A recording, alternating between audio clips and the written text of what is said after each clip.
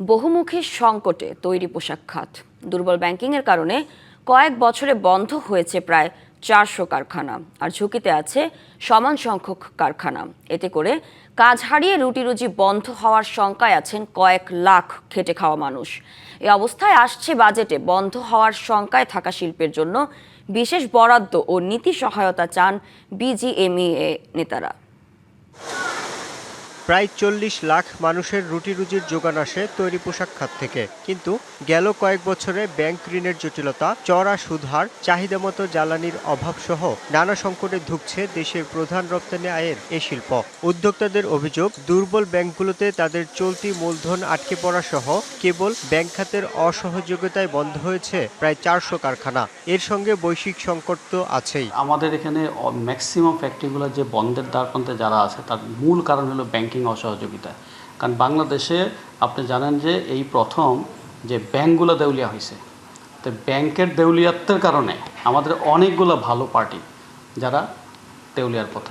তাই আসছে বাজেটে বন্ধ হওয়ার ঝুঁকিতে থাকা কারখানার জন্য বিশেষ নজর দেওয়া উচিত সরকারের। দাবি, উৎসে কর শূন্য করার পাশাপাশি প্রণোদনার অর্থে কর আরোপ প্রত্যাহার। বন্ধ ফ্যাক্টরিগুলো চালু করতে গেলে আপনাকে 6 মাস সময় লাগবে।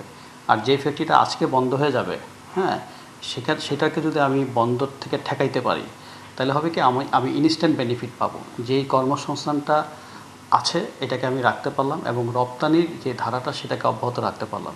নগদ নিয়ে এলো হার না মানা হার অফার। সর্বনিম্ন 10,000 টাকা রেমিটেন্স নগদে পাঠালে থাকছে স্বর্ণের হার জেতার সুযোগ।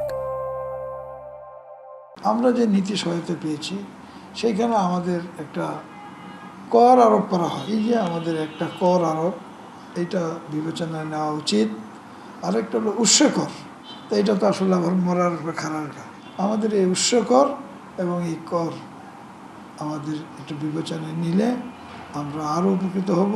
আর রপ্তানি বাড়াতে সরাসরি রপ্তানির সুযোগ চান বাইং হাউস মালিকরা। আমাদেরকে ইপিবির মেম্বারশিপ দেওয়া হোক, যাতে আমরা বাইরে রপ্তানি করতে পারি। যেটা মেইন স্ট্রিম বিজনেস, যেটা এক্সপোর্টার যেটা রয়ে গেছে, তাদের পাশাপাশি আমাদেরও একটা রপ্তানি মূল রপ্তানির সাথে যোগ হবে।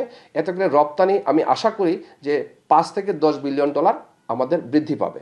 বাজেটে ডিউটি ফ্রি স্যাম্পল আমদানি ও স্থানীয় বাজার থেকে কাঁচামাল সংগ্রহে শুল্ক অব্যাহতির দাবিও আছে ব্যবসায়ীদের। বাইং হাউসের জন্য সকলকে ট্যাক্স ফ্রি স্যাম্পল আনার জন্য সুবিধা দিতে হবে। Yusuf Rana, DBC news, Dhaka.